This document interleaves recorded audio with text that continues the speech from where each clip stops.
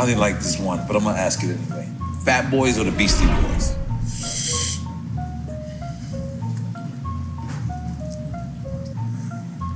Okay, you ready? Yeah. Fat Boys or the Beastie Boys? Beastie Boys. Okay. I like the Beastie Boys. You know why? Because I'm a rock head. I'm drinking. I'm drinking. And the only reason why I'm drinking is because Charlie used to manage the Fat Boys, and they had an impact. They had a huge impact. I think they don't get enough credit. They don't get enough credit. Nah. People forget about them. People forget Heavy, and I don't know why they do that. Seriously, I would have to say musically and everything, I would have to give it to the Beastie Boys. Whoa! You know what I mean? Beastie Boys or Fat Boys? Definitely Beastie Boys. I love rock music.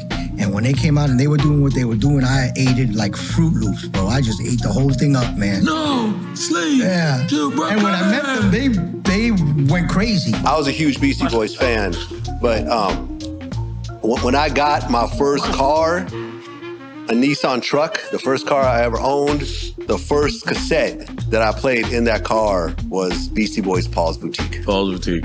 And I played the shit out of that album. And it was we Fat talked Boys, about that recently. Heavy, then Biggie, Pun. Yeah. Okay. But Hev made it cool to be a big nigga. Yeah. Okay, I thought Fat Boys was first. But Fat Boys are more novelty later and on. they were, not to say like that because I love the Fat Boys, but they wasn't fly. They was Fat Boys. They was Fat Boys. Cool. All you can eat. They were cool. Fat Boys. Heavy was cool. I mean, the Beastie Boys, I mean, come on, these niggas make classic albums. The production behind their music, the themes, and all that. Beastie Boys or Fat Boys? Fat Boys. Any stories with either of them? Yeah, the Fat Boys, oh my God.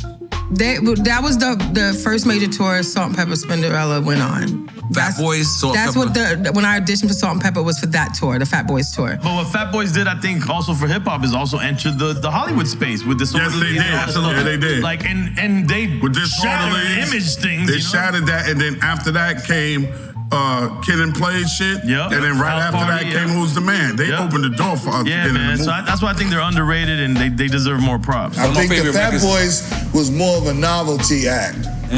That it caught on. It was like, okay, shit, let's sign them up and, you know, put out a record. And wasn't there a synergy? And Kaz, we talked about with Kaz, with Flash, with rock and hip hop at the time because they were both these counterculture. Punk rock. Right, punk rock specifically. With CBGBs, right? CBGBs, there was a Danceteria downtown. Right. Also, yeah. Beastie Boys or the Fat Boys? Ah, Beastie Boys, dude. And the Beastie Boys, for several reasons, the Dust Brothers produced Know-How.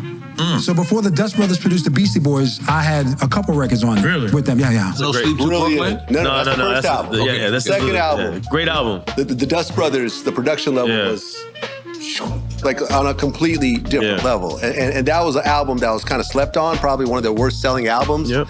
But the brilliance behind that, the way the beats were layered, the way they would finish off each other's raps, like the structuring of the three of them working together. I want to say Tamra Davis, and if I'm messing up names, she was affiliated with the Beastie Boys, and she directed. I think she did the Principal's Office video. My first show was with Salt and Pepper. Salt and Pepper had to do a song called I Desire.